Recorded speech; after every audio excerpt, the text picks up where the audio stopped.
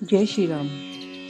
श्री रामचंद्र जी ने देश काल और अवसर के अनुसार विचार कर नरम वचन बोले। हे पिताजी, डिठाई करके मैं कुछ कहता हूँ, उसमें जो अनुचित हो सो लड़कपन मानकर मुझे क्षमा कीजिएगा। बहुत छोटी सी बात के लिए आपने दुख पाया, यह बात कहकर किसी ने पहले नहीं जनाई।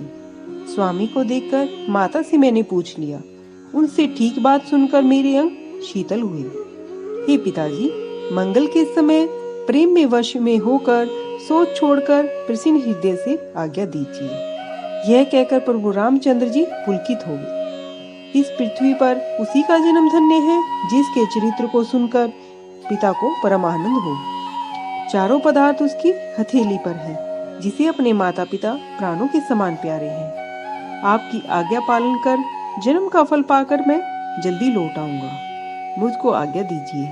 माता से विदा मांगाऊं, फिर आपके चरण छूकर वन को चला जाऊंगा। इस प्रकार कहकर रामचंद्र जी वहां से चल दिए।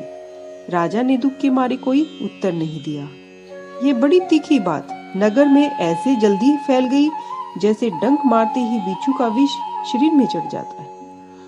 सुनकर सब स्त्री पुरुष ऐसे व्याकुल हो गए मानो आग को देखकर बेली और वृक्ष कुम्हला गए हों। जो जहां सुनता वहीं सिर ढूंढने लगता। सबको बड़ा दुख हुआ, मन में धीरज नहीं होता। सबके मुख सूखने लगे, आंसू बहने लगे, दुख हृदय में नहीं समाता। मानो करुणा रस की सेना अयोध्या में डंका बजाकर उतरी है। बात बनाकर विधाता ने बिगाड़ दी। जहां तहां कैकेयी को लोग गाली देने लगे कि इस पापिन को क्या सूझी जो इसने छाए हुए घर पर आग रख दी।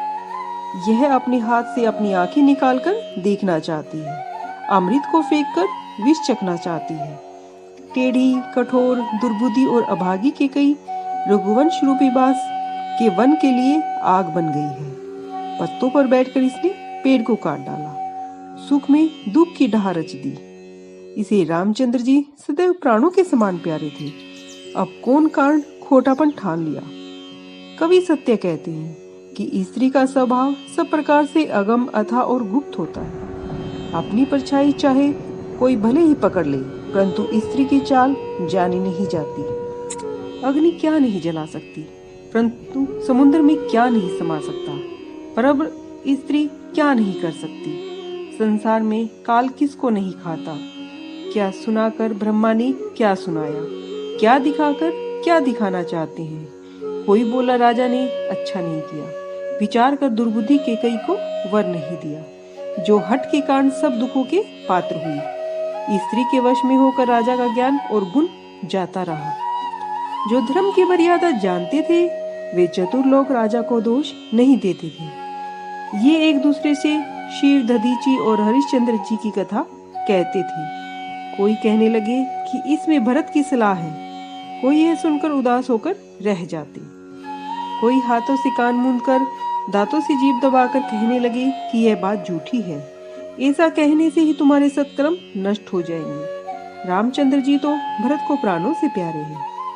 चंद्रमा की आग की चिंगारियां चाहे गिरने लगे, अमृत चाहे विष के समान हो जाए, परंतु भरत जी रामचंद्र जी के विरुद्ध सपने में भी कुछ नहीं कहेंगे। कोई विधाता को दोष देने लगे कि उसने अमृत दिखाकर विष दे दिया। नगर भर में खलबली मच गई। सबको सोच हुआ, हृदय में दुसह जलन होने लगी, उत्साह भंग हो गया। ब्राह्मण स्त्रियां, कुल में मान्य बड़ी बूढ़ी स्त्रियां जो कैकेयी को बहुत प्यारी थी, वे उसके स्वभाव को बड़ाई करके उसे समझाने लगी, परंतु उनके वचन उसे बाणों के समान लगे। वे कहती, तुम सदा कहा करती थी कि मुझे राम के समान भरत भी प्यारे नहीं है। यह सब संसार जानता है। राम जी पर तो स्नेह करती हो, फिर आज उन्हें वन क्यों दे दिया। तुमने कभी सोतिया डहा नहीं किया।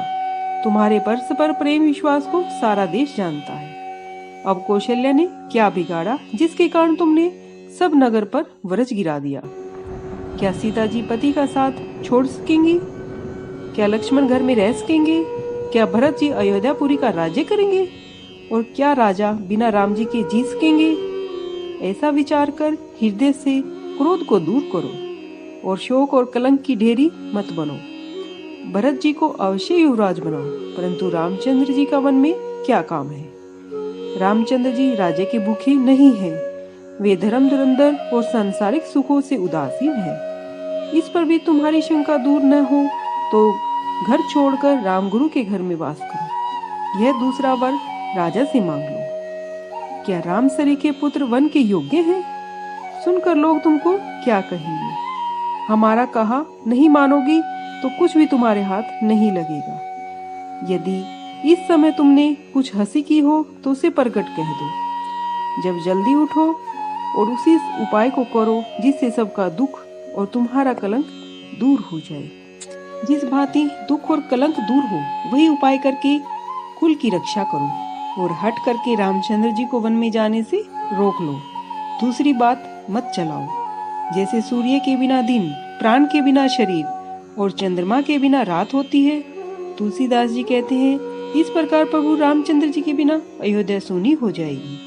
हे रानी, तुम अपने जी में निश्चय जानो। जय श्री राम।